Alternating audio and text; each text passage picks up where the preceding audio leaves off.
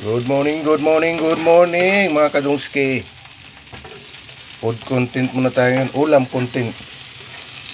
Nagbusa tayo ng hipon. Hipong ano to eh, hipong ano tong hipon na to? Ano ba tawag dito sa Bulacan hipon na to? Basta hipon. Shrimp. Wala tayong upload ngayon mga kadungski, kaya dito lang muna tayo sa short video. Ganun lang tayo, magbusa-busa lang tayo ng hipon.